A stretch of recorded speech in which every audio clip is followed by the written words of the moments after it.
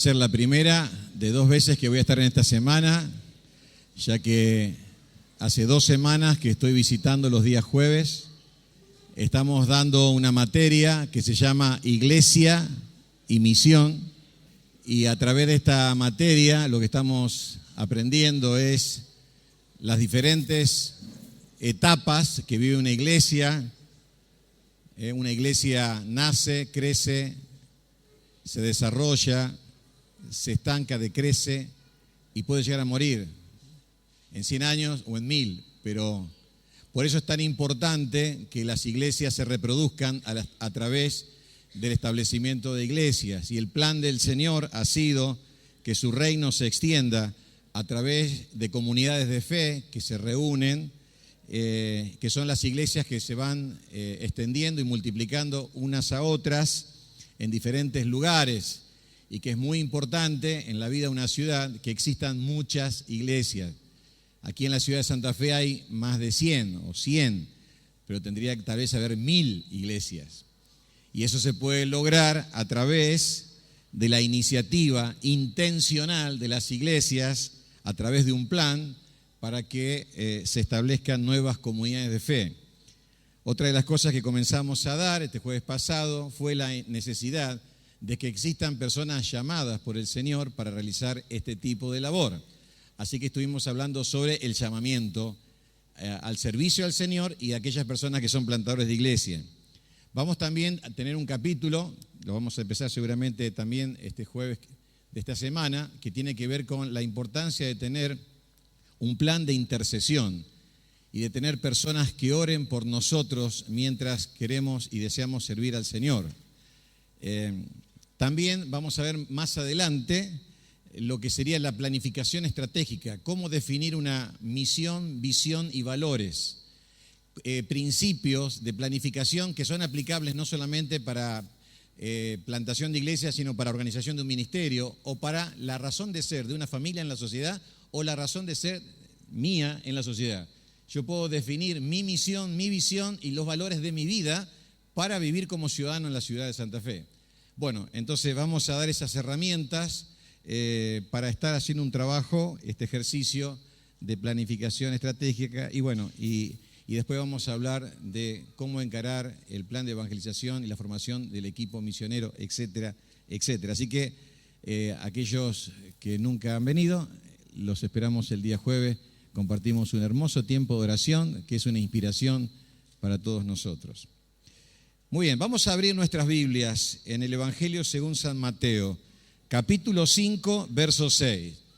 Tema de cada domingo, las bienaventuranzas, poniendo un énfasis en un valor que se desprende de cada bienaventuranza que está siendo dada. Vamos a estar viendo la cuarta aquí, que está en el versículo número 6. Un versículo que tiene mucho para decirnos y que rogamos al Señor sea una inspiración para nuestra vida. Dice así: bienaventurados los que tienen hambre y sed de justicia, porque ellos serán saciados. ¿Lo leemos todos juntos? Bienaventurados los que tienen hambre y sed de justicia, porque ellos serán saciados. Muy bien. Que el Señor bendiga su palabra y cada uno de nuestros corazones en esta tarde-noche. Bueno, hablar de, a modo introductorio solamente lo digo, hablar de valores es hablar de las bases sobre la cual construimos nuestras acciones y conductas. Todos tenemos valores, aunque nosotros no sepamos. Alguien lo definió de esta forma: fijémonos o prestemos atención en todas las cosas que hicimos en la semana pasada y nos vamos a dar cuenta que allí hay valores. ¿Qué son los valores? Los valores son las creencias, las convicciones profundas que tenemos nosotros que nos impulsan a hacer cosas o a no hacer cosas. Por ejemplo, hay valores generales y hay valores específicos en diferentes áreas de la vida. Por ejemplo, uno puede tener valores para la familia. Y uno dice, ¿cuál es un valor para la familia? Y bueno, para mi familia, por ejemplo, puede ser, para mi familia el valor es la comunicación. Nosotros hablamos todo. La mesa, el tele se apaga para la familia la comunicación es un valor. Ahora, alguien puede decir, sí, para mi familia la comunicación es un valor, pero está el televisor prendido todo el día, la radio todo el día. Hola, ¿qué tal? ¿Cómo te va? Entran, salen, entran, salen, entran, salen. Es un valor teórico, pero no en la práctica. No es un valor. Ahí hay otro, no es un valor. Eso no es. El valor se puede identificar por los hábitos y por las prácticas.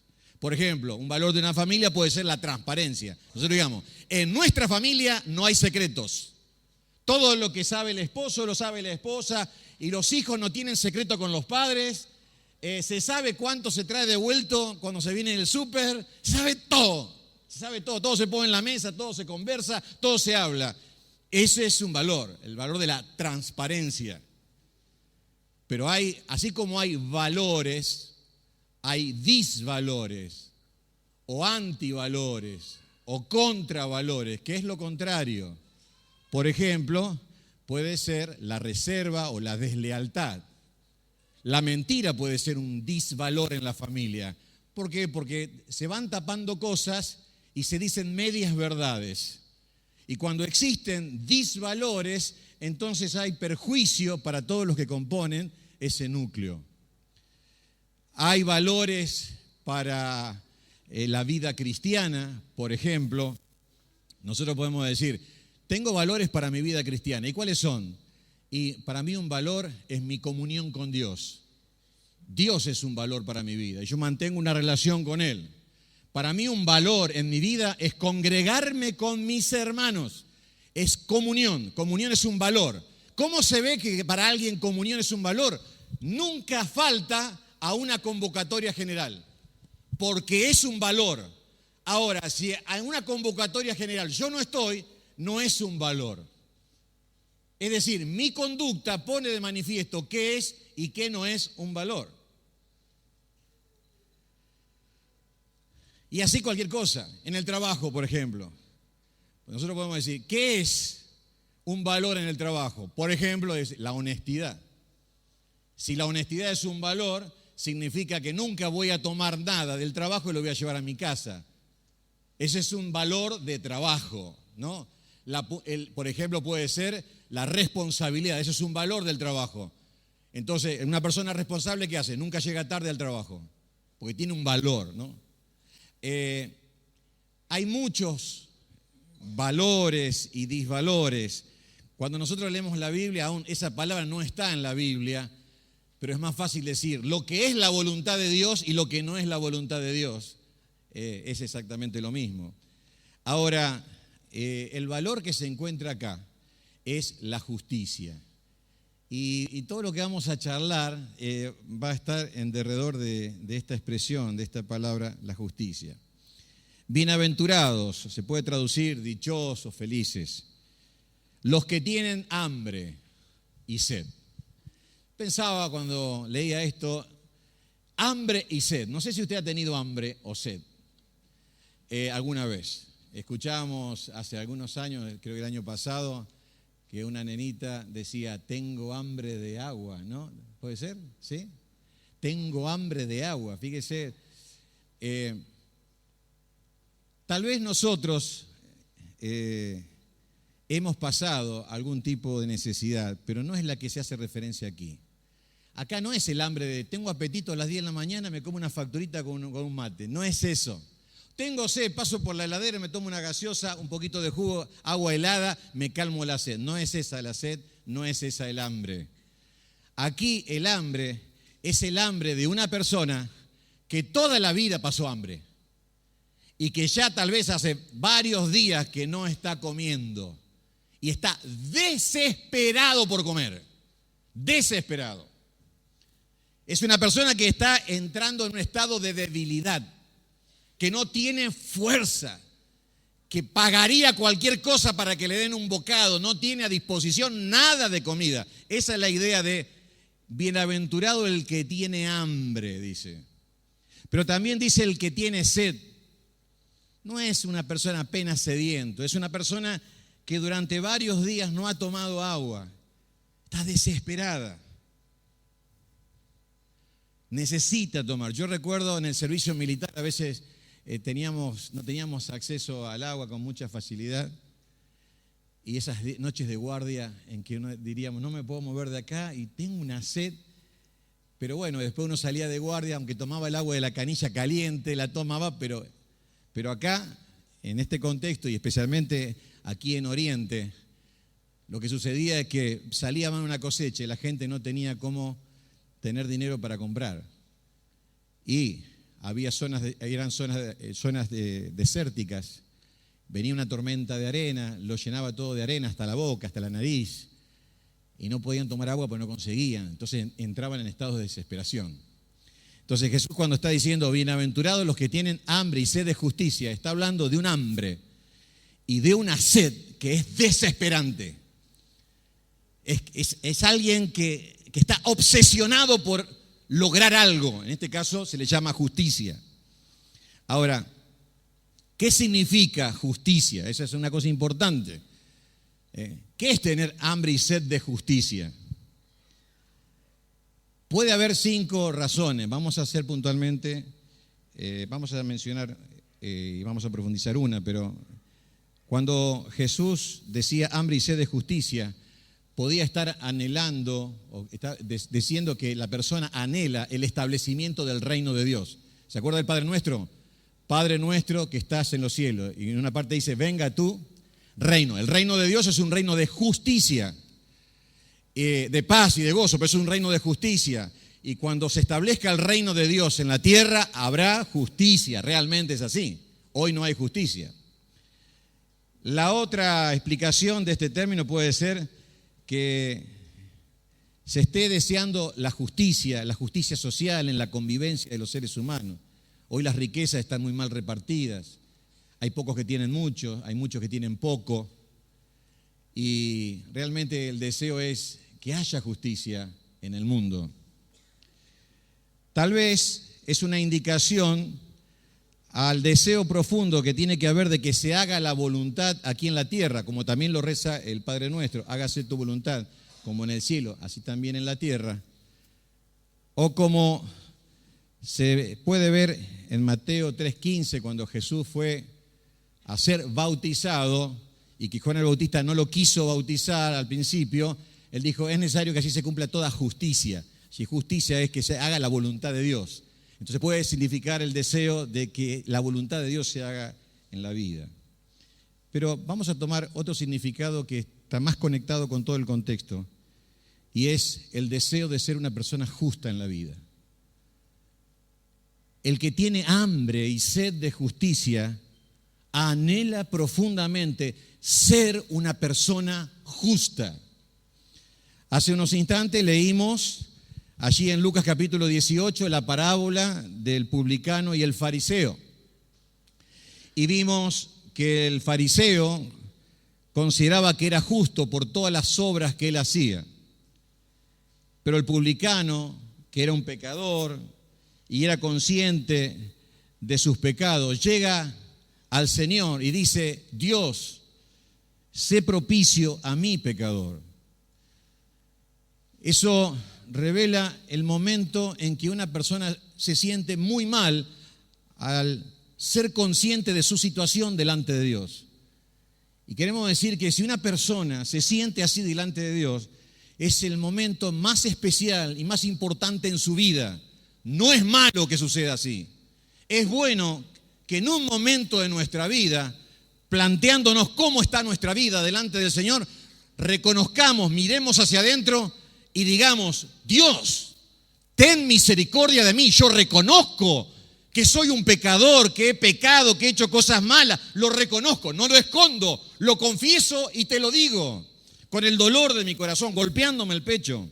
Eso realmente es algo bueno a los ojos del Señor. Por eso dice el verso número 4, bienaventurados los que lloran sus pecados, porque ellos recibirán consolación. El hombre no se puede realmente justificar por las obras de la ley. Y aquí la justicia puede significar dos cosas. En primer lugar, la justicia imputada y en segundo lugar, la justicia impartida. La justicia imputada es que Dios me hace justo una vez que creo en Cristo. Cuando yo vengo a Cristo estoy lleno de pecado. Y Dios es santo y yo soy un pecador. Pero cuando yo creo en Cristo, creo en el Señor, Dios me otorga, eso significa la imputación, me otorga la santidad, me otorga la justicia. Dios me hace justo cuando creo en Jesús. La Biblia nos habla de tres imputaciones. Una, nosotros somos pecadores como Adán y Eva. Se nos imputó el pecado de ellos. La Biblia nos dice que por la desobediencia de un hombre, todos hemos sido constituidos pecadores. Así que se nos imputó la culpabilidad y la condición de pecadores. Hay una segunda imputación en la Biblia y es la imputación a Cristo. Dice que Él llevó sobre su cuerpo nuestros pecados. El justo murió por los injustos para llevarnos a Dios. Es decir, a Cristo se le imputaron nuestros pecados. Eso significa que Dios lo consideró a Cristo como si fuésemos nosotros y Él como si fuese culpable, murió en nuestro lugar, nos sustituyó en la cruz del Calvario. Se le imputó nuestra culpabilidad. Pero hay algo hermoso y es que toda persona que cree en Cristo, lo que sucede es que se le imputa la justicia de Cristo. Es decir, que una persona puede ser a los ojos de Dios tan santa y tan pura como el mismo Cristo. Esto es aplicable aquí en este versículo. Bienaventurados los que tienen hambre y sed de justicia. Aquellos que sienten en su corazón que son pecadores, que están lejos de Dios, pero tienen ardientemente en su alma el deseo de ser vistos justos delante de Dios. Esta justicia es una justicia legal, posicional. Dios nos ve justo a través de la obra de nuestro Señor Jesucristo en la cruz. Así que si una persona cree en el Señor, es hecho justicia del Señor. Fíjense, acompáñenme por favor a algunos versículos que podemos leer en el libro de los Hechos de los Apóstoles, capítulo número 13, verso 38. Sabed pues esto, varones hermanos, que por medio de él se anuncia perdón de pecados, y que de todo aquello que por la ley de Moisés no pudisteis ser justificados, en él, es decir, en Cristo, es justificado, ¿quién? Todo aquel que cree. Es decir, es declarado justo delante de Dios, legalmente justo, todo aquel que cree. Fíjense, Gálatas, capítulo 2, verso 15, dice: nosotros, judíos de nacimiento y no pecadores de entre los gentiles, sabiendo que el hombre no es justificado por las obras de la ley, sino por la fe de Jesucristo. Nosotros también hemos creído en Jesucristo para ser justificados por la fe de Cristo y no por las obras de la ley, por cuanto por las obras de la ley nadie puede ser justificado. Es decir, que la única forma en que una persona puede ser justificado, y vuelvo a decir el concepto de significado, el significado de justificado, que es sin culpa, sin culpa. Ser justo, justificado, sin culpas, perdonado. Dios me encuentra sin culpas, me justifica cuando yo pongo mi fe en Jesús. Filipenses 3:9 dice: y ser hallado en él, no teniendo mi propia justicia, que es por la ley, por cumplir la ley de Dios, sino la que es por la fe de Cristo, la justicia que es de Dios por la fe. Es decir, que la justicia, una persona es justa cuando pone su fe en el Señor. No porque viene a la iglesia, no porque cumple normas, no porque es un religioso. La persona es una persona justa delante de Dios, legalmente justa y perdonada, cuando pone su fe en el Señor Jesucristo. Realmente esto es maravilloso. Hubo una persona que vivió un tormento muy grande en su vida y fue el reformador alemán Martín Lutero. Martín Lutero tenía un problema que no lo encontraba solución y era el tema de la culpa. Dicen que Martín Lutero se iba a confesar al confesionario con otro sacerdote y a veces estaba 9 horas confesando pecado. Mirá si se sentía culpable el hombre. 8, 9 horas pidiendo perdón, pidiendo perdón, pidiendo perdón, pidiendo perdón. Y salía de allí y después iba al otro día y volvía a pedir perdón horas y horas y horas. Porque no resolvía el tema de la culpa. Él se sentía que era injusto, no se sentía justo. Hasta que en un momento se le hizo la luz y se dio cuenta que la justicia, de ser una persona justa, era por la fe puesta en el Señor Jesucristo. Y hay una declaración en latín que decía en su declaración de fe, justos et peccator, decía, justo y pecador. A pesar de que somos pecadores, por recibir el perdón del Señor, Dios me considera justo. Esto es algo realmente maravilloso. Entonces yo puedo, delante del Señor, por su gracia, ser justo y aceptado. Estoy justificado por su gracia, por su amor. Por eso leíamos hoy, bienaventurados los que tienen hambre y sed de justicia. Si en esta noche hay una persona que tiene un ardiente deseo de ser una persona justa, tiene un ardiente deseo de que Dios no le reproche absolutamente nada, ser agradable a los ojos de Dios, lo primero que tiene que hacer es reconocer su condición como lo hizo el publicano. Ten misericordia de mí, Señor, que soy un pecador. Arrepentirse de sus pecados y creer en Cristo. Cuando eso sucede, Dios nos justifica, Dios nos hace justos a los ojos de Él. Eso es algo realmente maravilloso. Y usted se puede ir diferente a su casa porque el Señor nos justifica. Esta es la justicia imputada. Dios me otorga justicia y me declara justo por creer en su Hijo Jesús. Ahora, hay una segunda justicia que es la impartida, que es lo que llamaríamos la justicia práctica. Toda persona que realmente es un justo delante de Dios demuestra que es un justo delante de Dios por la vida que lleva. Si a mí se me imputó justicia, es decir, yo me convertí en un hijo de Dios y Dios me ve como justo, se tiene que ver en mi vida práctica. No puede ser que una persona diga, sí, yo creo en Dios y vivo como quiero. Si una persona cree en Dios, tiene que demostrarlo con sus actos y con su vida. Por eso el Señor dijo, por sus frutos lo conoceréis. Es decir, que nuestra vida habla de nosotros, absolutamente. Y nuestra justicia se tiene que manifestar. Esto tiene que ver con la santificación progresiva de nuestra vida, el alejarnos progresivamente del mal y del pecado.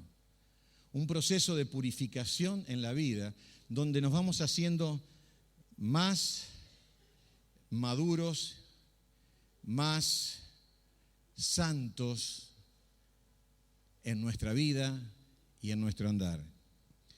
Ahora, yo me pregunto, ¿no?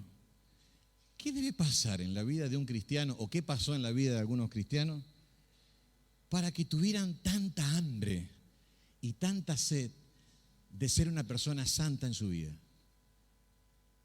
O lo reformulo, digo, ¿qué debe pasar en la vida de un cristiano para que le agarre un estado de desesperación por agradar a Dios en cada acto? Y también me pregunto, ¿qué ha sucedido que a algunos cristianos se les fueron las ganas de ser santo y de ser justo delante de Dios? ¿Qué ha pasado? ¿Qué ha pasado? ¿Por qué no tienen más hambre o el hambre que antes tenían? ¿Qué nos ha pasado? Uno se podría preguntar, ¿no será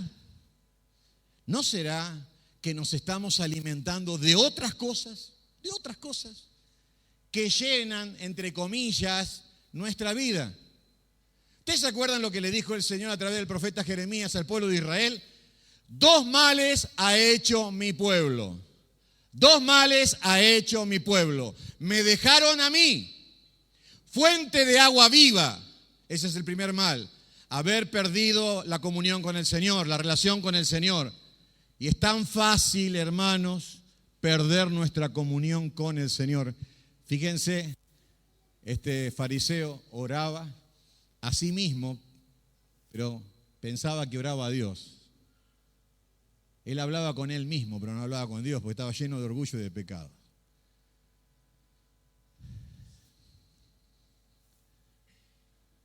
Y puede pasar que uno se esté alimentando de otras cosas que van llenando nuestra vida, que se van metiendo, que uno va ingiriendo en las relaciones, con amigos, al permitirnos ciertas cosas que antes decíamos no, al comenzar a prestar el oído a cosas que no tenemos que escuchar, a mirar algunos programas de televisión que no sabemos que no tenemos que mirar. Hay cosas que van entrando en nuestra vida, es como que parece que nos van llenando. No se va alejando del Señor. 2 males ha hecho mi pueblo. Me dejaron a mí fuente de agua viva, pero dice la segunda, cavaron para sí cisternas rotas que no retienen el agua. Dice el Señor, yo soy la fuente que puede llenar la vida de una persona, saciar su sed. Dice el Señor, si alguno tiene sed, venga a mí, beba gratuitamente del agua de la vida. Pero que a veces, ¿qué hacen las personas? Tratan de buscar otras aguas que no los sacian y cavan cisternas para ver si se pueden saciar, y esas cisternas luego están rotas y no tienen nada de dónde sacar.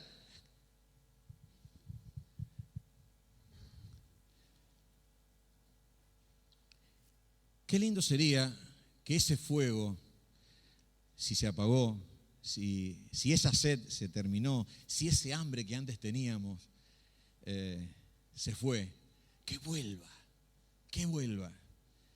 ¿Qué tendría que hacer una persona para que a uno le vuelva las ganas de tener una justicia práctica, de ser una persona justa, que progrese cada día de la vida cristiana? Pensando en esto, una de las cosas que creo que es un gran motivador es que podamos nunca olvidar lo que hizo Dios en nuestra vida. Si Dios nos imputó justicia, tenemos que vivir una vida de justicia práctica.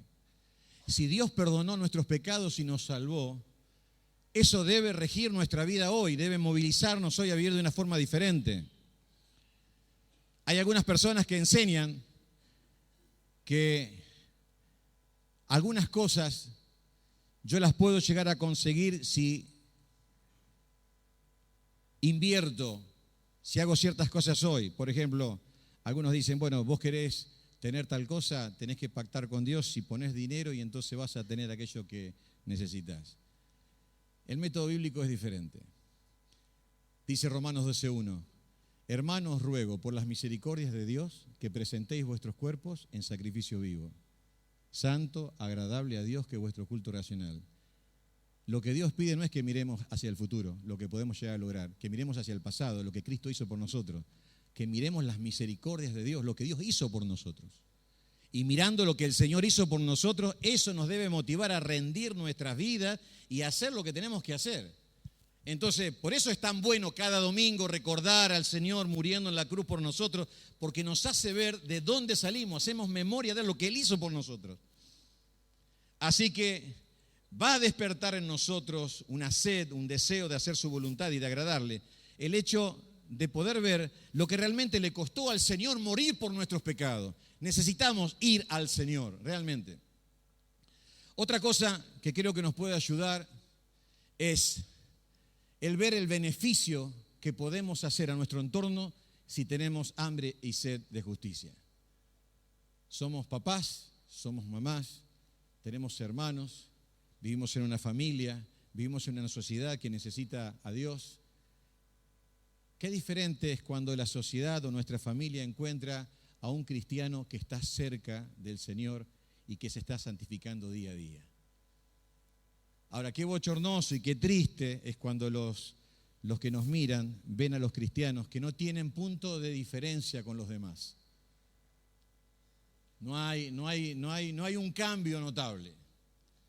Y si el Señor nos dijo que nosotros somos sal y que somos luz, y San Pablo decía que somos luminares, evidentemente no podemos pasar desapercibidos. Dice el Señor, no se pone una luz y se esconde debajo de un almud, o se pone debajo de la cama, o se mete dentro de una caja. Se pone en un lugar alto para que ilumine a todos. Así los hombres deben ver nuestras buenas obras. Y de esta forma, dice el Señor, glorifiquen a vuestro Padre que está en los cielos. Así que podemos ser una gran bendición. Los esposos pueden ser una gran bendición si viven un proceso de transformación espiritual en su vida. Van a ser una gran bendición para sus esposas y van a ser un mentor y un modelo para sus hijos. Eso es una gran bendición. Bendecimos al entorno cuando nosotros tenemos hambre y sed de justicia, cuando anhelamos ser personas justas delante del Señor. Pero también, en tercer lugar, yo creo que tenemos un beneficio personal. Realmente nos sentimos bien y nos beneficiamos espiritualmente cuando progresamos en nuestra vida, cuando desarrollamos nuestra vida espiritual. Realmente cumplimos el propósito del Señor y eso es bueno. ¿Cómo una persona puede cambiar? ¿Cómo una persona puede cambiar? ¿Cómo una persona puede ser una persona justa en proceso, pero que con el paso del tiempo la persona va cambiando? Va cambiando. O sea, tiene tanta hambre y sed de justicia que en su vida práctica se va haciendo cada vez más justo en su vida práctica y va cambiando. ¿Cómo una persona puede realmente cambiar? ¿Cómo una persona puede cambiar de adentro, no de afuera? De adentro. ¿Cómo puede cambiar? Menciono algunas cosas. Evidentemente, nuestra relación con Dios es lo que hace la diferencia para que una persona cambie. 2 Corintios capítulo 3, verso 18 dice que nosotros todos, mirando como en un espejo la gloria del Señor, somos transformados de gloria en gloria en la misma imagen como por el Espíritu del Señor. Y aquí está haciendo referencia a un contexto que ilustra esto, y es cuando Moisés subió al monte Sinaí y estuvo 40 días y 40 noches viendo a Dios cara a cara, estuvo en la presencia del Señor, y cuando Él desciende, su rostro iluminaba, se había transformado su rostro, la presencia del Señor la podía transmitir, había estado con el Señor. Y aquí dice que cuando nosotros contemplamos la gloria del Señor, somos transformados, somos cambiados. Eso significa, hermanos, nada reemplaza nuestra relación con Dios. Yo necesito tener comunión con el Señor. Y cuando yo dejo de tener comunión con el Señor, mi vida se estanca, comienzan los retrocesos y ahí uno va perdiendo el hambre y sed de justicia. Necesitamos tener la relación con Dios, nuestras disciplinas espirituales como un valor en la vida, para que nuestra vida se cultive y con el Señor tengamos esa comunión que nos permita vivir ese proceso de transformación, que es, como dice el pasaje, de gloria en gloria, es decir, de un escalón a otro escalón, de un grado a otro grado, de un grado de gloria a otro grado de gloria. Es decir, que la persona vive un progreso en su vida. Por supuesto, esto no se logra de la noche a la mañana. El Señor está trabajando en nuestra vida, Él nos toma acá y luego nos tendrá acá en el cielo perfecto. Pero entre esto y esto hay años y hay un proceso donde Él va trabajando en nuestras vidas. Pero lo que se debe experimentar es ese proceso de cambio, de transformación.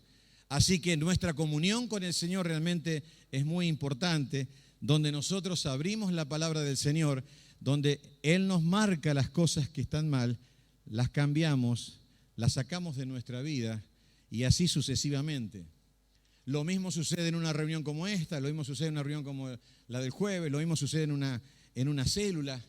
El Señor va hablando por medio de su palabra, va tocando mi vida y lo que se espera en ese momento es que uno tome las medidas necesarias para cambiar aquello que Él nos está mostrando. Otra cosa importante que el Señor usa son las amistades espirituales. La comunión interactiva entre los cristianos. En Colosenses capítulo 3, verso 16, dice que la palabra de Cristo more en abundancia en vuestros corazones, enseñándoos y exhortándoos unos a otros. Dios diseñó que los cristianos crezcamos en comunidad, no en forma aislada. Esa autonomía de decir yo y Dios solo, yo y Dios crecemos, caminamos juntos, pero que no contempla que hay otros al lado mío con los cuales yo tengo que interactuar, no está en el plan del Señor. Por eso dice la Escritura, no dejando de congregarnos como algunos tienen por costumbre, sino más exhortándonos, y tanto más cuando veis que aquel día de la venida del Señor se acerca, estimulándonos al amor y a las buenas obras. Digo, ¿cómo puedo estimular a una persona a las buenas obras si yo no estoy con él? Yo necesito estar con él. Y cuando estamos juntos, nos exhortamos y nos enseñamos, ¿qué? La palabra del Señor.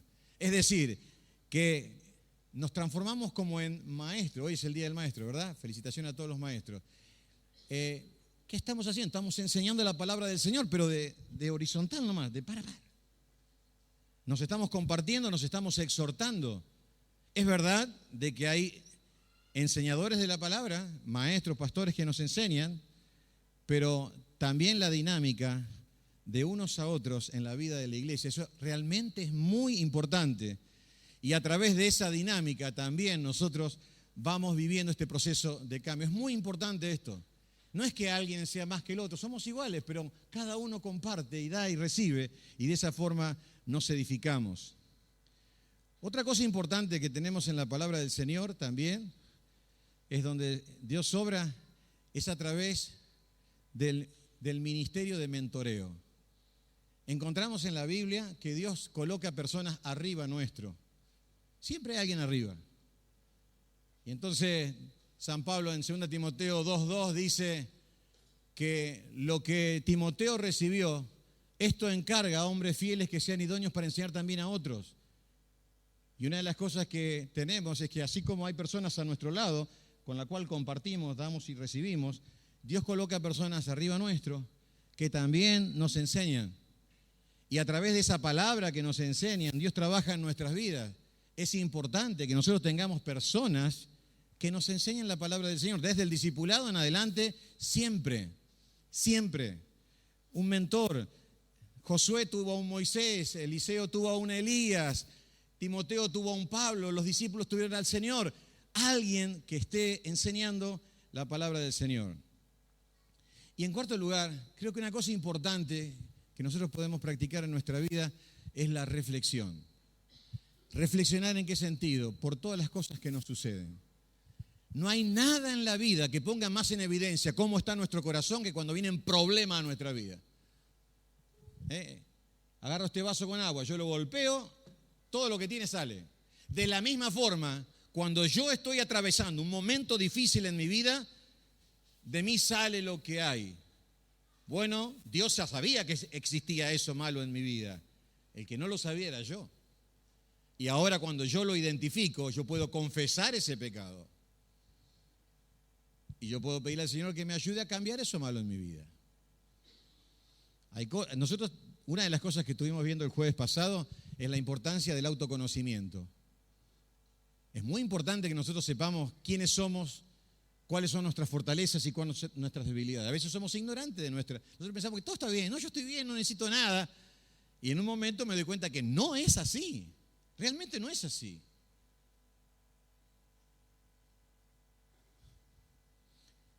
Cuando el Señor responde a la pregunta del apóstol Pedro, que le dice, si tú eres Señor, manda que yo camine sobre las aguas. Jesús le dice, ven, y él salió caminando. Hasta ahí se la creyó. Mirá la fe que tengo, los otros vagos se quedaban en la canoa, yo me quedo acá, caminando sobre las aguas, esto es increíble, qué maravillosa, qué tremendo, qué momento. Pero cuando empieza a ver las olas y empieza a ver el viento y empieza a perder su estado de seguridad, cuando ve que puede perder la vida, que se puede hundir, se los tragan las aguas, cuando ve el peligro, la fe se fue. Y entonces con miedo tiene que decir, Señor, sálvame. ¿Cómo supo él en ese momento que existía falta de fe? Por la situación que Dios le permitió y le creó, un aula ahí, no digo virtual, un aula circunstancial que le creó para poner en evidencia una debilidad de su vida. Yo creo que Dios es experto en crear situaciones o permitirlas para que salga de adentro lo que está oculto, para que yo lo identifique y luego Él me tenga que decir, una vez que subo al barco de vuelta y me diga, hombre de poca fe, ¿por qué dudaste? ¿Cuál era el problema? Falta de fe. El que creía que tenía fe. ¿Qué le dijo Dios? No tenés toda la fe que necesitas seguir creciendo. Entonces, a través de esta experiencia, él llegó a ser luego un hombre de fe. Es decir, que estas experiencias de la vida le ayudaron a crecer como persona. Hermanos, todas las cosas que nos suceden tienen como intención formar nuestro corazón, sacar a la luz las cosas que están mal y permitirnos que nosotros seamos cada día más justos, más rectos, más santos como cristianos.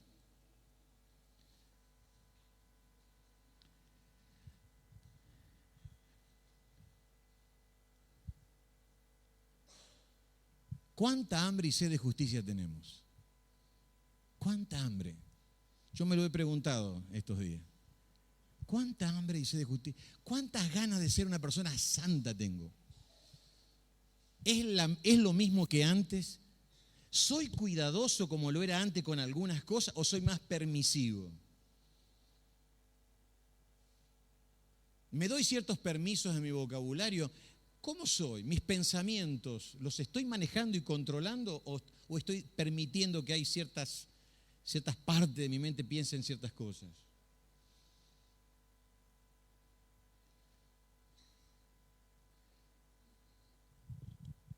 Hace un par de años, un muchacho que casé en la iglesia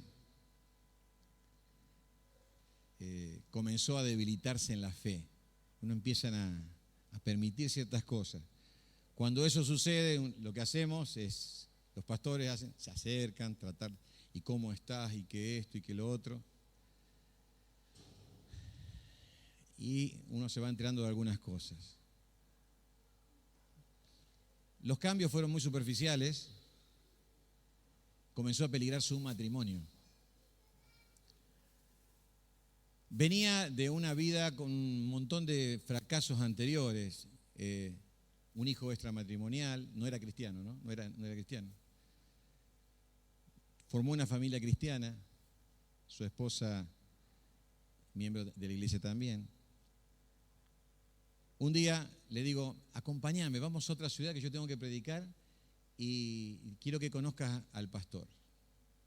Nos ponemos a charlar, lo llevo en el viaje a él, nos ponemos a charlar con el pastor. Resulta que el pastor había tenido una vida sin Dios similar a la que él había tenido, así que ni yo lo sabía. Le contó que él también había tenido un hijo extramatrimonial y demás cuando era jovencito, tenía 14, 15 años. Y después conoció al Señor, al hijo lo conoció mucho tiempo después, porque no sabía que había tenido un hijo de la novia que él había dejado. Y después el hijo conoció al Señor y ahora es miembro de la iglesia. Una historia muy interesante de lo que el Señor hizo en la vida de una persona que se equivocó. Y este muchacho escuchaba y escuchaba, quedó re contento. Tuvimos la reunión, nos volvimos para Santa Fe y nos despedimos. Tuvimos el campamento de familia, fueron al campamento de familia. Nunca me voy a olvidar cuando hicimos un ejercicio que se llama planificación de metas, donde uno elige 3 metas que quiere lograr en el año y se desarrolla una estrategia para alcanzar esa meta. Por ejemplo, quiero adelgazar 10 kilos, o quiero leer la Biblia en un año, o cosas así. La meta que sea, no quiero faltar nunca a la escuela, lo que sea, pero él, meta. Y entonces la meta de ellos es fortaleza del matrimonio. Queremos ser una familia cristiana. Yo digo, qué maravilla. Y entonces, ¿y qué van a hacer? Y vamos a hacer todo el plan, digan, todo el plan. Lo leyó, porque cada uno leía su estrategia para alcanzar la meta y él leyó todo. Vivimos del campamento, 2 meses, 3 meses, comenzó a dejar de venir a la iglesia. Unos meses más, ya desapareció totalmente. Perdimos contacto con él. Unos meses más, nos enteramos que estaba de novio con una compañía de trabajo. Otros meses más, había un embarazo de por medio. Otros meses más, se fue de la casa, dejó a la esposa y formó otra familia. Ayer comunicábamos a la iglesia que estaba ya hecho el divorcio. Digo, ¿qué puede pasar para que una persona se equivoque así? ¿Cómo pierde? No lo pierde de la noche a la mañana esto, el hambre y sed de ser una persona justa. Son permisos que uno se va dando. No, hoy no voy a la iglesia. Bueno, hoy no oro. El devocional lo hago mañana. No, a esta persona la voy a perdonar cuando ella me venga a pedir perdón a mí, si no yo no la perdono. Son cosas que uno va haciendo. Este amigo, pero no es mal amigo, es buena persona, pero no es cristiano. Bueno, sí, y cosas que uno se va permitiendo, y después uno ¿qué hace? Se va alejando. ¿Cuánto necesitamos volver a este punto del primer amor? Hambre y sed de justicia, que nazca, resucite en nosotros un deseo profundo, un deseo ardiente, desesperante de ser personas santas, de ser personas justas delante del Señor, de practicar la justicia en nuestra vida. Qué hermoso que sería esto, que reflorezca en nuestro corazón esto. Entonces seremos bienaventurados. Y dice el texto que no solamente somos bienaventurados, sino que ellos serán saciados. ¿Y qué significa esto de saciados? Que aquel que realmente desea profundamente algo, lo alcanza. Aquella persona que desea profundamente ser justa delante de Dios y se arrepiente de sus pecados y cree en Cristo, será saciado. ¿Qué significa? Dios le perdona los pecados. Ahora ya es cristiano. Desea ardientemente vivir una vida justa y lo anhela y le pide al Señor, Señor, dame ese deseo de ser una persona justa delante de ti, que pueda crecer en mi vida, será saciado. Es decir, podrá crecer, porque lo desea, lo va a lograr. Es decir, que es una bienaventuranza con promesa. Toda persona que desea ardientemente lo va a alcanzar, porque el Señor lo va a ayudar para que pueda progresar en esa justicia práctica. Y un día esa justicia ya no será solamente imputada y práctica, un día será plena y completa en los cielos, cuando seamos santos, justos, plenamente a imagen y semejanza del Señor. Dice 1 Juan 3:2, ahora somos hijos de Dios y aún no se ha manifestado lo que hemos de ser, pero cuando Él se manifieste, seremos semejantes a Él, porque le veremos tal como Él es. Eso es algo realmente maravilloso. Y ese será el momento más hermoso de nuestra vida, cuando seamos a imagen y semejanza del Señor. Quiero terminar, tal vez, dirigiéndome a alguna de las personas que hoy nos visitan en esta noche. Si usted en esta noche tiene sed y hambre de ser justo delante de Dios, si usted en esta noche tiene el deseo de recibir del Señor el perdón de sus pecados, ¿cómo se logra esto? Poniendo su fe en el Señor Jesucristo. Dice la Biblia, Abraham creyó a Dios y le fue contado por justicia. Por la fe, Dios nos hace justos. Así que si usted cree en Cristo, si vos crees en Cristo con todo tu corazón y lo aceptás como tu Salvador, Dios te hace en este momento una persona justa. Pero uno tiene que sentir en el corazón ese hambre y ese deseo. Y ese deseo y ese hambre no nace porque estoy bien, no, nace porque estoy mal. Siento que hay algo mal en mi vida, mis pecados, me avergüenzo, me siento culpable, me siento mal. Entonces vengo a Dios y le digo, oh Dios, ten misericordia de mí, perdona mis pecados. Y entonces el Señor perdona mis pecados si me arrepiento de corazón y si creo en Cristo.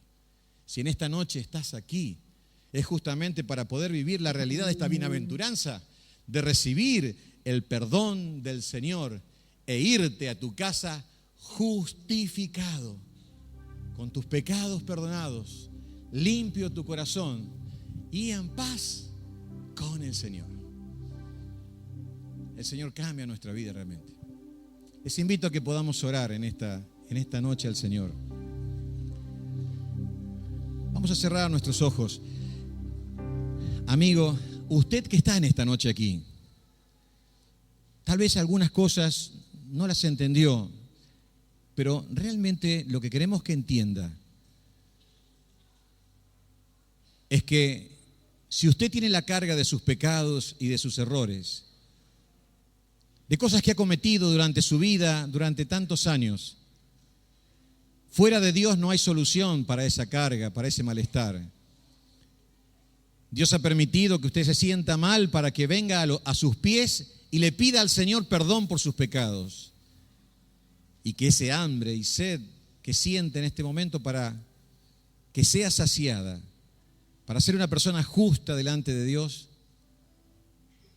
a través de la fe puede ser real. Usted debe poner su fe en el Señor Jesucristo.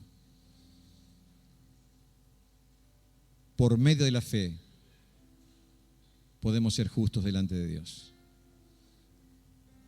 Dígale en este momento al Señor, Señor, quiero pedirte perdón por todos mis pecados. Dígaselo con sus palabras, perdóname todos mis pecados. Señor, me arrepiento de todos mis errores, de aquellos que hice a conciencia y de aquellos que hice sin darme cuenta. Hoy pido perdón. Señor, quiero ser justo delante de ti. Limpia mi corazón. Pídale al Señor que lo perdone. Dígale, Señor, yo creo que Cristo murió por mí en la cruz y Él pagó mi deuda. Yo quiero ser justo. Señor, dame la justicia de Jesús. Quiero ser justo.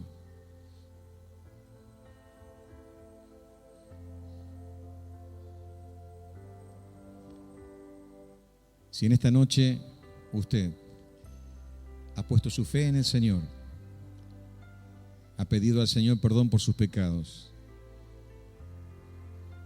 el Señor dice, como le dijo a una persona,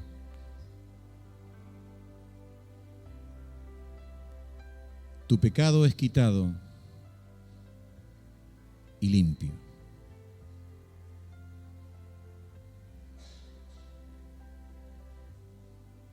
¿Habrá alguien en esta noche que ha orado de esta forma al Señor?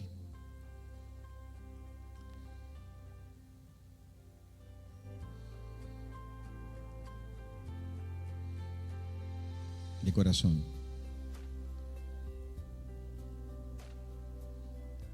Si en esta noche hay alguna persona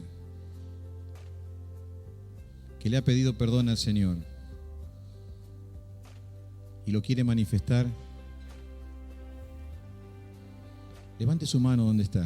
¿Hay alguien en esta noche que ha hecho esta oración para pedir perdón al Señor por sus pecados?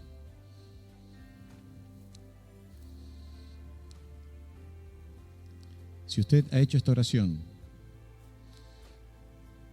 es la decisión más importante de su vida.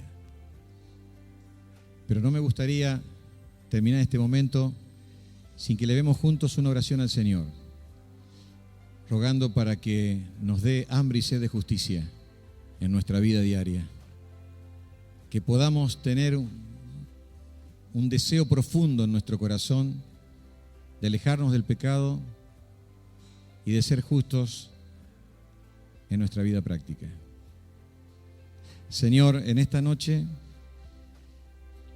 quisiéramos que tú enciendas en nosotros un hambre y una sed por la justicia, que esté en nuestro corazón.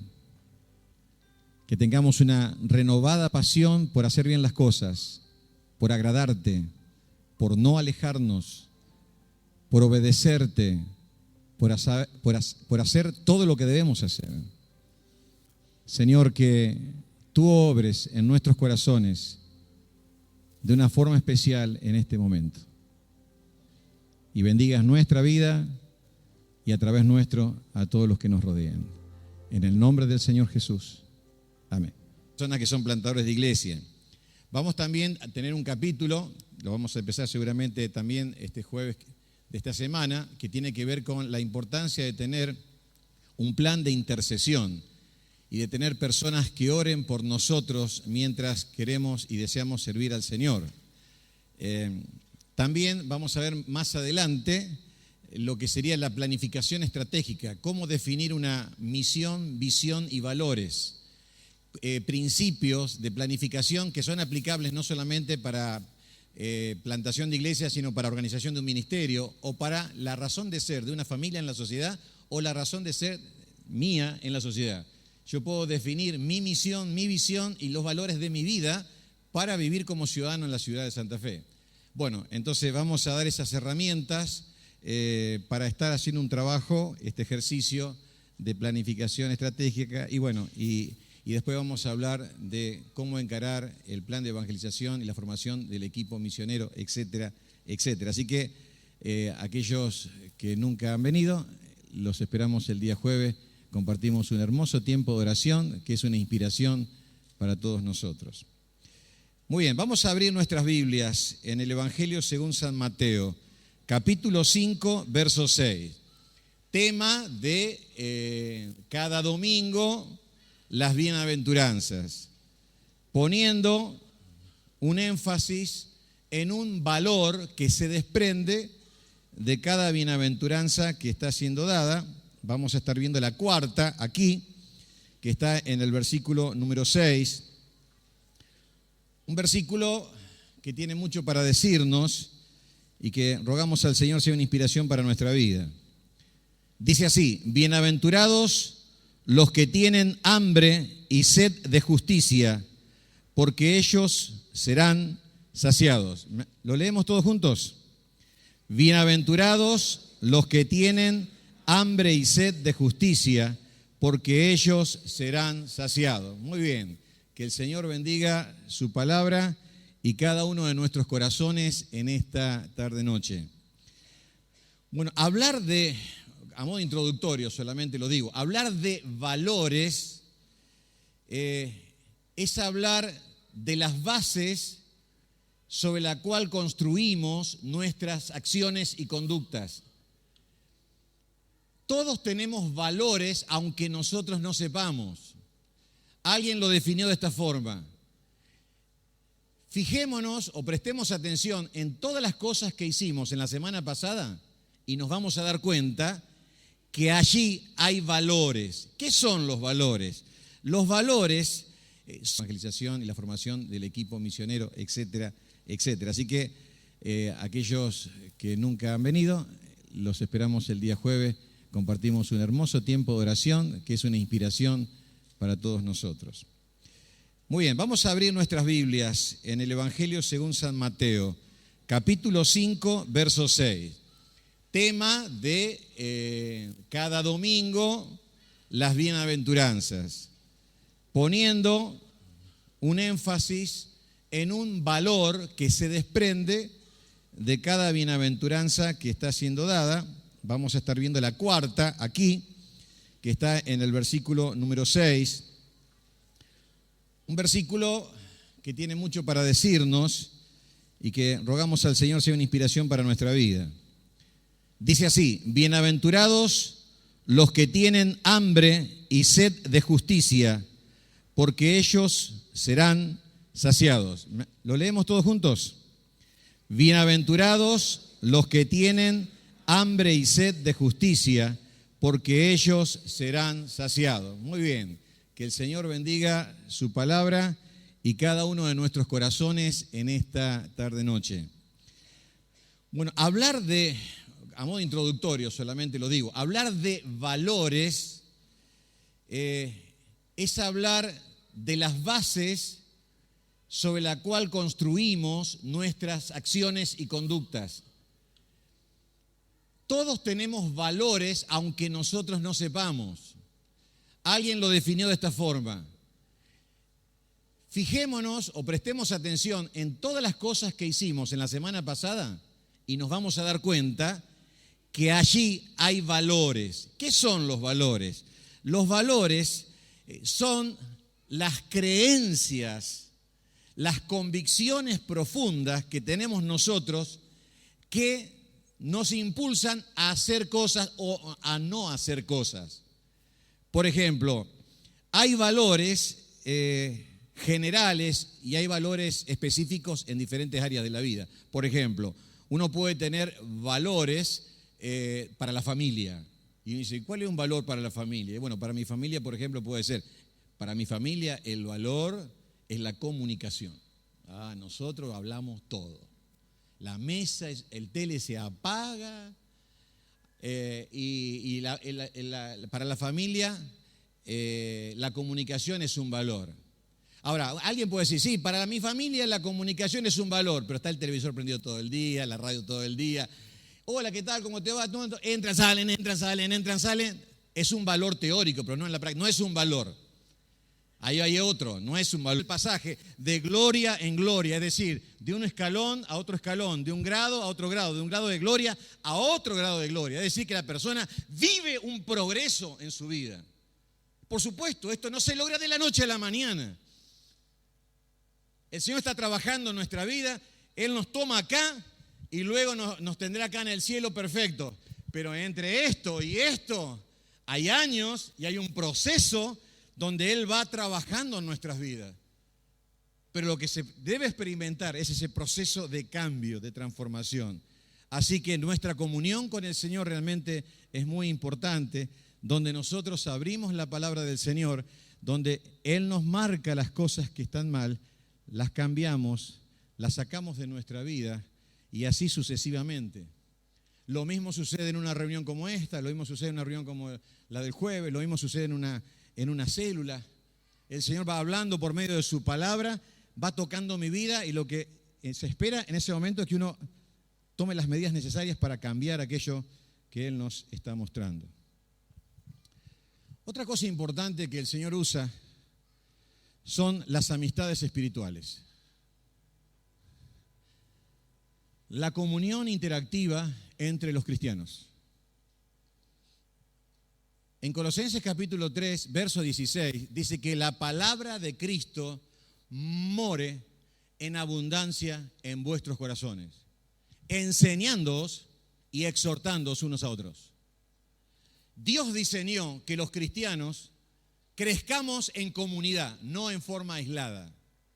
Esa autonomía de decir yo y Dios solo, yo y Dios crecemos, caminamos juntos, pero que no contempla que hay otros al lado mío con los cuales yo tengo que interactuar, no está en el plan del Señor. Por eso dice la Escritura, no dejando de congregarnos como algunos tienen por costumbre, sino más exhortándonos, y tanto más cuando veis que aquel día de la venida del Señor se acerca, estimulándonos al amor y a las buenas obras. Digo, ¿cómo puedo estimular a una persona a las buenas obras si yo no estoy con él? Yo necesito estar con él. Y cuando estamos juntos, nos exhortamos y nos enseñamos, ¿qué? La palabra del Señor. Es decir, que nos transformamos como en maestros. Hoy es el Día del Maestro, ¿verdad? Felicitaciones a todos los maestros. ¿Qué estamos haciendo? Estamos enseñando la palabra del Señor, pero de horizontal nomás, de par a par. Nos estamos compartiendo, nos estamos exhortando. Es verdad de que hay enseñadores de la palabra, maestros, pastores que nos enseñan, pero también la dinámica de unos a otros en la vida de la iglesia, eso realmente es muy importante. Y a través de esa, en un proceso de transformación espiritual en su vida, van a ser una gran bendición para sus esposas y van a ser un mentor y un modelo para sus hijos. Eso es una gran bendición. Bendecimos al entorno cuando nosotros tenemos hambre y sed de justicia, cuando anhelamos ser personas justas delante del Señor. Pero también, en tercer lugar, yo creo que tenemos un beneficio personal. Realmente nos sentimos bien y nos beneficiamos espiritualmente cuando progresamos en nuestra vida, cuando desarrollamos nuestra vida espiritual. Realmente cumplimos el propósito del Señor y eso es bueno. ¿Cómo una persona puede cambiar? ¿Cómo una persona puede cambiar? ¿Cómo una persona puede ser una persona justa en proceso, pero que con el paso del tiempo la persona va cambiando? Va cambiando. O sea, tiene tanta hambre, sed de justicia, que en su vida práctica se va haciendo cada vez más justo en su vida práctica y va cambiando. ¿Cómo una persona puede realmente cambiar? ¿Cómo una persona puede cambiar de adentro, no de afuera? De adentro. ¿Cómo puede cambiar? Menciono algunas cosas.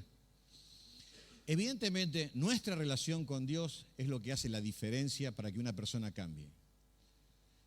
Segunda Corintios capítulo 3, verso 18 dice que nosotros todos, mirando como en un espejo la gloria del Señor, somos transformados de gloria en gloria en la misma imagen como por el Espíritu del Señor.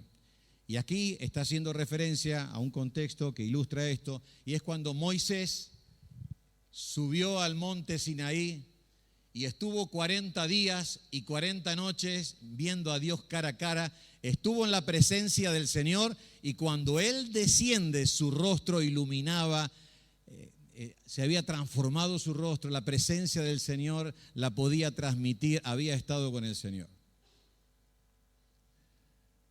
Y aquí dice que cuando nosotros contemplamos la gloria del Señor, somos transformados, somos cambiados.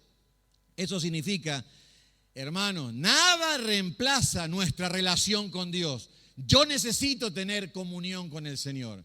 Y cuando yo dejo de tener comunión con el Señor, mi vida se estanca, comienzan los retrocesos y ahí uno va perdiendo el hambre y sed de justicia. Necesitamos tener la relación con Dios, nuestras disciplinas espirituales como un valor en la vida, para que nuestra vida se cultive y con el Señor tengamos esa comunión que nos permita vivir ese proceso de transformación, que es como dice, etcétera. Así que aquellos que nunca han venido, los esperamos el día jueves, compartimos un hermoso tiempo de oración que es una inspiración para todos nosotros. Muy bien, vamos a abrir nuestras Biblias en el Evangelio según San Mateo, capítulo 5, verso 6. Tema de cada domingo, las bienaventuranzas, poniendo un énfasis en un valor que se desprende de cada bienaventuranza que está siendo dada. Vamos a estar viendo la cuarta aquí, que está en el versículo número 6. Un versículo que tiene mucho para decirnos y que rogamos al Señor sea una inspiración para nuestra vida. Dice así: bienaventurados los que tienen hambre y sed de justicia, porque ellos serán saciados. ¿Lo leemos todos juntos? Bienaventurados los que tienen hambre y sed de justicia, porque ellos serán saciados. Muy bien, que el Señor bendiga su palabra y cada uno de nuestros corazones en esta tarde-noche. Bueno, hablar de, a modo introductorio solamente lo digo, hablar de valores es hablar de las bases sobre la cual construimos nuestras acciones y conductas. Todos tenemos valores aunque nosotros no sepamos. Alguien lo definió de esta forma: Fijémonos o prestemos atención en todas las cosas que hicimos en la semana pasada y nos vamos a dar cuenta que allí hay valores. ¿Qué son los valores? Los valores son las creencias, las convicciones profundas que tenemos nosotros que nos impulsan a hacer cosas o a no hacer cosas. Por ejemplo, hay valores generales y hay valores específicos en diferentes áreas de la vida. Por ejemplo, uno puede tener valores para la familia. Y dice, ¿cuál es un valor para la familia? Y bueno, para mi familia, por ejemplo, puede ser, para mi familia el valor es la comunicación. Nosotros hablamos todo. La mesa, el tele se apaga para la familia la comunicación es un valor. Ahora, alguien puede decir, sí, para mi familia la comunicación es un valor, pero está el televisor prendido todo el día, la radio todo el día. Hola, ¿qué tal? ¿Cómo te va? Entran, salen, entran, salen, entran, salen. Es un valor teórico, pero no en la práctica. No es un valor. Ahí hay otro, no es un valor. Eso no es. El valor se puede identificar. El agua de la canilla caliente, la toma va, pero acá, en este contexto y especialmente aquí en Oriente, lo que sucedía es que salía mal una cosecha y la gente no tenía cómo tener dinero para comprar. Y había eran zonas desérticas. Venía una tormenta de arena, lo llenaba todo de arena hasta la boca, hasta la nariz. Y no podían tomar agua porque no conseguían. Entonces entraban en estados de desesperación. Entonces Jesús, cuando está diciendo bienaventurados los que tienen hambre y sed de justicia, está hablando de un hambre y de una sed que es desesperante. Es alguien que está obsesionado por lograr algo. En este caso se le llama justicia. Ahora, ¿qué significa justicia? Esa es una cosa importante. ¿Qué es tener hambre y sed de justicia? Puede haber 5 razones. Vamos a hacer puntualmente, vamos a mencionar y vamos a profundizar una, pero cuando Jesús decía hambre y sed de justicia, podía estar anhelando, o está diciendo que la persona anhela el establecimiento del reino de Dios. ¿Se acuerda del Padre Nuestro? Padre nuestro que estás en los cielos. Y en una parte dice, venga tu reino. El reino de Dios es un reino de justicia, de paz y de gozo, pero es un reino de justicia. Y cuando se establezca el reino de Dios en la tierra, habrá justicia. Realmente es así. Hoy no hay justicia. La otra explicación de este término puede ser que se esté deseando la justicia social en la convivencia de los seres humanos. Hoy las riquezas están muy mal repartidas. Hay pocos que tienen mucho, hay muchos que tienen poco. Y realmente el deseo es que haya justicia en el mundo. Tal vez es una indicación al deseo profundo que tiene que haber de que se haga la voluntad aquí en la tierra, como también lo reza el Padre Nuestro, hágase tu voluntad, como en el cielo, así también en la tierra. O como se puede ver en Mateo 3:15, cuando Jesús fue a ser bautizado y que Juan el Bautista no lo quiso bautizar al principio, él dijo, es necesario que así se cumpla toda justicia. Si justicia es que se haga la voluntad de Dios. Entonces puede significar el deseo de que la voluntad de Dios se haga en la vida. Pero vamos a tomar otro significado que está más conectado con todo el contexto, y es el deseo de ser una persona justa en la vida. El que tiene hambre y sed de justicia anhela profundamente ser una persona justa. Hace unos instantes leímos allí en Lucas capítulo 18 la parábola. Un muchacho que casé en la iglesia comenzó a debilitarse en la fe. Uno empiezan a permitir ciertas cosas. Cuando eso sucede, lo que hacemos es, los pastores se acercan, tratar, ¿y cómo estás? ¿Y qué esto? ¿Y qué lo otro? Y uno se va enterando de algunas cosas. Los cambios fueron muy superficiales. Comenzó a peligrar su matrimonio. venía de una vida con un montón de fracasos anteriores. Un hijo extramatrimonial, no era cristiano, ¿no? No era cristiano. Formó una familia cristiana, su esposa, miembro de la iglesia también. Un día le digo, acompáñame, vamos a otra ciudad que yo tengo que predicar y quiero que conozcas al pastor. Nos ponemos a charlar, lo llevo en el viaje a él, nos ponemos a charlar con el pastor. Resulta que el pastor había tenido una vida sin Dios similar a la que él había tenido, así que ni yo lo sabía.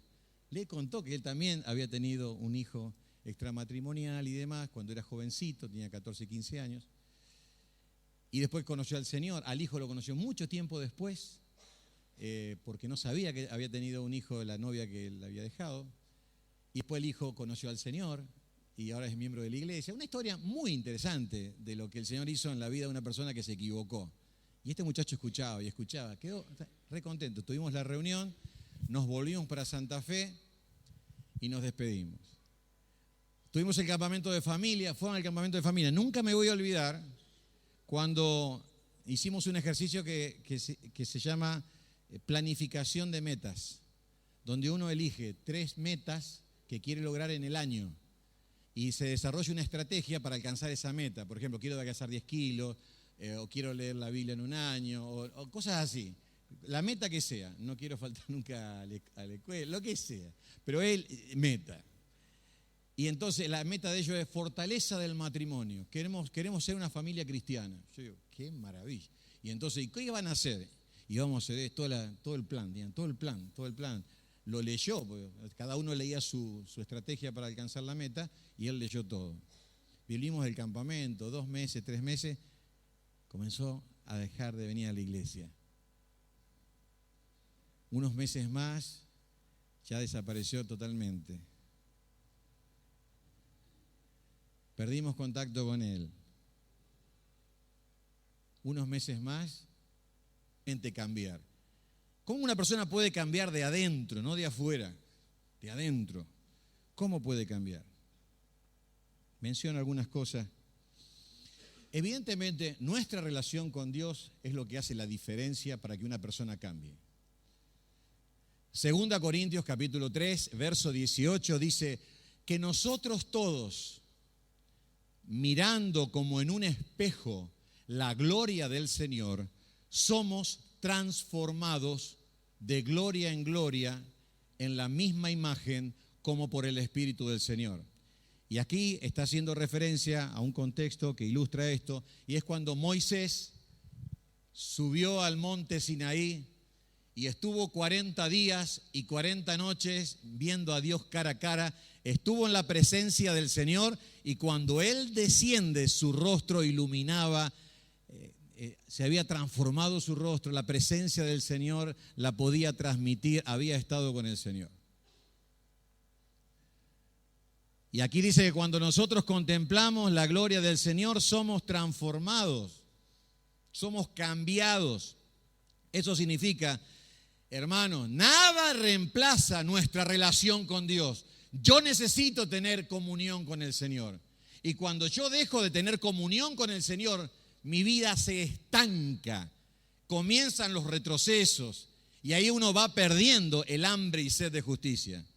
Necesitamos tener la relación con Dios, nuestras disciplinas espirituales como un valor en la vida, para que nuestra vida se cultive y con el Señor tengamos esa comunión que nos permita vivir ese proceso de transformación, que es, como dice el pasaje, de gloria en gloria, es decir, de un escalón a otro escalón, de un grado a otro grado, de un grado de gloria a otro grado de gloria. Es decir, que la persona vive un progreso en su vida. Por supuesto, esto no se logra de la noche a la mañana.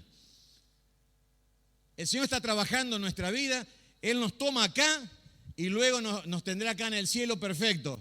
Pero entre esto y esto hay años y hay un proceso donde Él va trabajando en nuestras vidas. Pero lo que se debe experimentar es ese proceso de cambio, de transformación. Así que nuestra comunión con el Señor realmente es muy importante, donde nosotros abrimos la palabra del Señor, donde Él nos marca las cosas que están mal, las cambiamos, las sacamos de nuestra vida y así sucesivamente. Lo mismo sucede en una reunión como esta, lo mismo sucede en una reunión como la del jueves, lo mismo sucede en una célula. El Señor va hablando por medio de su palabra, va tocando mi vida y lo que se espera en ese momento es que uno tome las medidas necesarias para cambiar aquello que Él logra de la noche a la mañana. El Señor está trabajando en nuestra vida, Él nos toma acá y luego nos tendrá acá en el cielo perfecto. Pero entre esto y esto hay años y hay un proceso donde Él va trabajando en nuestras vidas. Pero lo que se debe experimentar es ese proceso de cambio, de transformación. Así que nuestra comunión con el Señor realmente es muy importante, donde nosotros abrimos la palabra del Señor, donde Él nos marca las cosas que están mal, las cambiamos, las sacamos de nuestra vida y así sucesivamente. Lo mismo sucede en una reunión como esta, lo mismo sucede en una reunión como la del jueves, lo mismo sucede en una célula. El Señor va hablando por medio de su palabra, va tocando mi vida y lo que se espera en ese momento es que uno tome las medidas necesarias para cambiar aquello que Él nos está mostrando. Otra cosa importante que el Señor usa son las amistades espirituales. La comunión interactiva entre los cristianos. En Colosenses capítulo 3, verso 16, dice que la palabra de Cristo more en abundancia en vuestros corazones, enseñándoos y exhortándoos unos a otros. Dios diseñó que los cristianos crezcamos en comunidad, no en forma aislada. Esa autonomía de decir yo y Dios solo, yo y Dios crecemos, caminamos juntos, pero que no contempla que hay otros al lado mío con los cuales yo tengo que interactuar, no está en el plan del Señor. Por eso dice la Escritura, no dejando de congregarnos como algunos tienen por costumbre, sino más exhortándonos, y tanto más cuando veis que aquel día de la venida del Señor se acerca, estimulándonos al amor y a las buenas obras. Digo, ¿cómo puedo estimular a una persona a las buenas obras si yo no estoy con él? Yo necesito estar con él. Y cuando estamos juntos, nos exhortamos y nos enseñamos, ¿qué? La palabra del Señor. Es decir, que nos transformamos como en maestro. Hoy es el Día del Maestro, ¿verdad? Felicitaciones a todos los maestros. ¿Qué estamos haciendo? Estamos enseñando la palabra del Señor, pero de horizontal nomás, de par a par. Nos estamos compartiendo, nos estamos exhortando. Es verdad de que hay enseñadores de la palabra, maestros, pastores que nos enseñan, pero también la dinámica de unos a otros en la vida de la iglesia, eso realmente es muy importante. Y a través de esa dinámica también nosotros vamos viviendo este proceso de cambio. Es muy importante esto. No es que alguien sea más que el otro, somos iguales, pero cada uno comparte y da y recibe, y de esa forma nos edificamos. Valores es hablar de las bases sobre la cual construimos nuestras acciones y conductas. Todos tenemos valores, aunque nosotros no sepamos. Alguien lo definió de esta forma. Fijémonos o prestemos atención en todas las cosas que hicimos en la semana pasada y nos vamos a dar cuenta que allí hay valores. ¿Qué son los valores?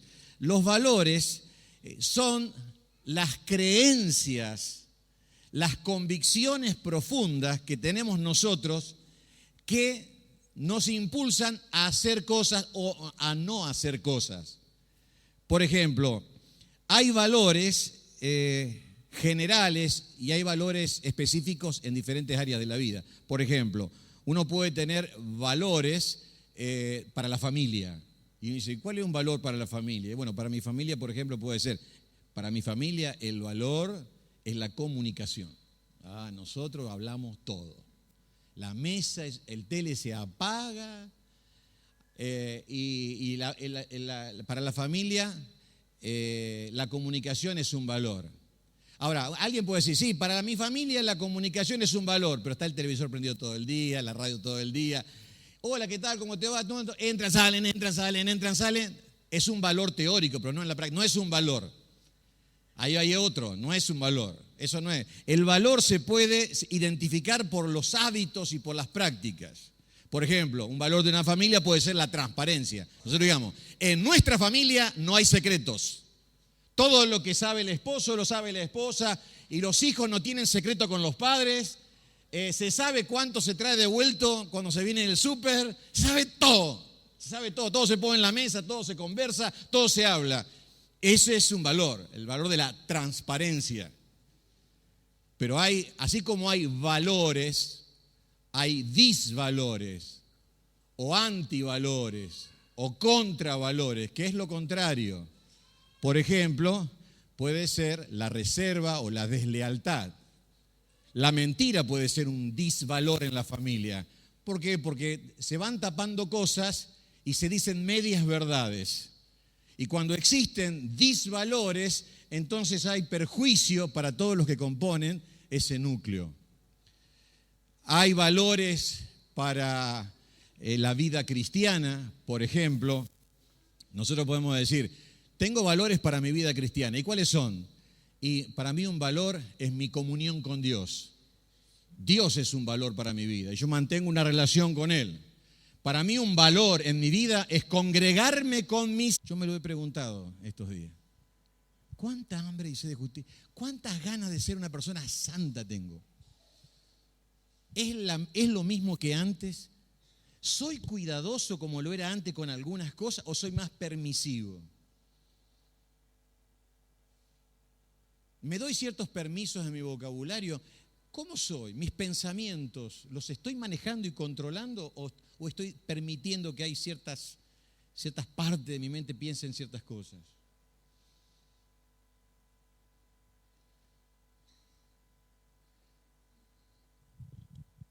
Hace un par de años, un muchacho que casé en la iglesia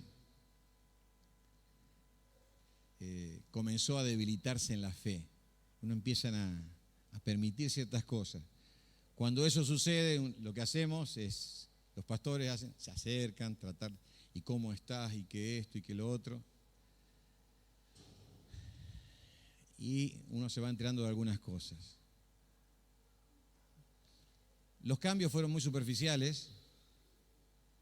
Comenzó a peligrar su matrimonio. Venía de una vida con un montón de fracasos anteriores. Un hijo extramatrimonial, no era cristiano, ¿no? No era cristiano. Formó una familia cristiana, su esposa, miembro de la iglesia también. Un día le digo, acompáñame, vamos a otra ciudad que yo tengo que predicar y quiero que conozcas al pastor. Nos ponemos a charlar, lo llevo en el viaje a él, nos ponemos a charlar con el pastor. Resulta que el pastor había tenido una vida sin Dios similar a la que él había tenido, así que ni yo lo sabía. Le contó que él también había tenido un hijo extramatrimonial y demás cuando era jovencito, tenía 14, 15 años. Y después conoció al Señor, al hijo lo conoció mucho tiempo después, porque no sabía que había tenido un hijo de la novia que él había dejado. Y después el hijo conoció al Señor y ahora es miembro de la iglesia. Una historia muy interesante de lo que el Señor hizo en la vida de una persona que se equivocó. Y este muchacho escuchaba y escuchaba, quedó re contento. Tuvimos la reunión, nos volvimos para Santa Fe y nos despedimos. Tuvimos el campamento de familia, fueron al campamento de familia. Nunca me voy a olvidar cuando hicimos un ejercicio que se llama planificación de metas, donde uno elige 3 metas que quiere lograr en el año y se desarrolla una estrategia para alcanzar esa meta. Por ejemplo, quiero adelgazar 10 kilos, o quiero leer la Biblia en un año, o cosas así. La meta que sea, no quiero faltar nunca. Invierto, si hago ciertas cosas hoy, por ejemplo, algunos dicen, bueno, vos querés tener tal cosa, tenés que pactar con Dios si ponés dinero y entonces vas a tener aquello que necesitas. El método bíblico es diferente. Dice Romanos 12:1, hermanos, ruego por las misericordias de Dios que presentéis vuestros cuerpos en sacrificio vivo, santo, agradable a Dios, que es vuestro culto racional.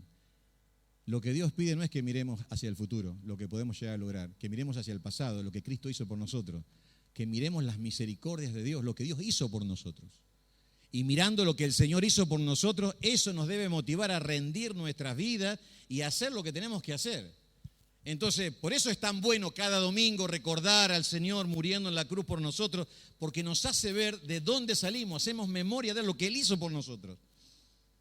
Así que va a despertar en nosotros una sed, un deseo de hacer su voluntad y de agradarle, el hecho de poder ver lo que realmente le costó al Señor morir por nuestros pecados. Necesitamos ir al Señor, realmente.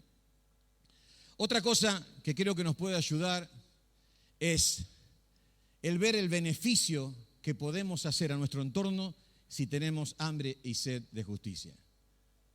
Somos papás, somos mamás, tenemos hermanos, vivimos en una familia, vivimos en una sociedad que necesita a Dios. Qué diferente es cuando la sociedad o nuestra familia encuentra a un cristiano que está cerca del Señor y que se está santificando día a día.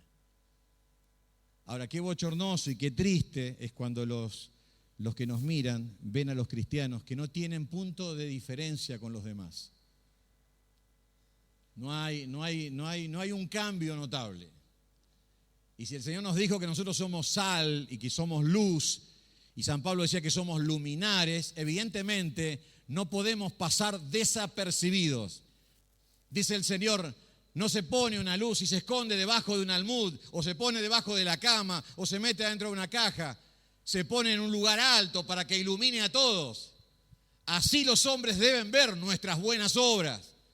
Y de esta forma, dice el Señor, glorifiquen a vuestro Padre que está en los cielos. Así que podemos ser una gran bendición. Los esposos pueden ser una gran bendición si viven un proceso de transformación espiritual en su vida. Van a ser una gran bendición para sus esposas y van a ser un mentor y un modelo para sus hijos. Eso es una gran bendición. Bendecimos al entorno cuando nosotros tenemos hambre y sed de justicia, cuando anhelamos ser personas justas delante del Señor. Pero también, en tercer lugar, yo creo que tenemos un beneficio. Así que va a despertar en nosotros una sed, un deseo de hacer su voluntad y de agradarle, el hecho de poder ver lo que realmente le costó al Señor morir por nuestros pecados. Necesitamos ir al Señor, realmente. Otra cosa que creo que nos puede ayudar es el ver el beneficio que podemos hacer a nuestro entorno si tenemos hambre y sed de justicia.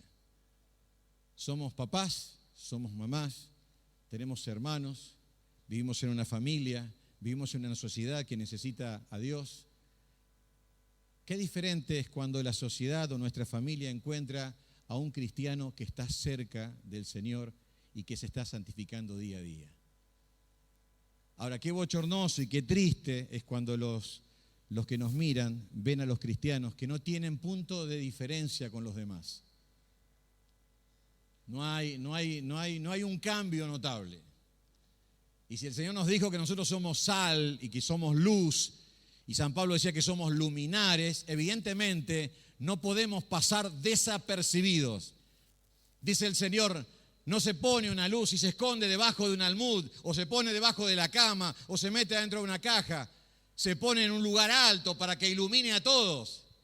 Así los hombres deben ver nuestras buenas obras. Y de esta forma, dice el Señor, glorifiquen a vuestro Padre que está en los cielos. Así que podemos ser una gran bendición. Los esposos pueden ser una gran bendición si viven un proceso de transformación espiritual en su vida. Van a ser una gran bendición para sus esposas y van a ser un mentor y un modelo para sus hijos. Eso es una gran bendición. Bendecimos al entorno cuando nosotros tenemos hambre y sed de justicia, cuando anhelamos ser personas justas delante del Señor. Pero también, en tercer lugar, yo creo que tenemos un beneficio personal. Realmente nos sentimos bien y nos beneficiamos espiritualmente cuando progresamos en nuestra vida, cuando desarrollamos nuestra vida espiritual. Realmente cumplimos el propósito del Señor y eso es bueno. ¿Cómo una persona puede cambiar? ¿Cómo una persona puede cambiar? ¿Cómo una persona puede ser una persona justa en proceso, pero que con el paso del tiempo la persona va cambiando, va cambiando.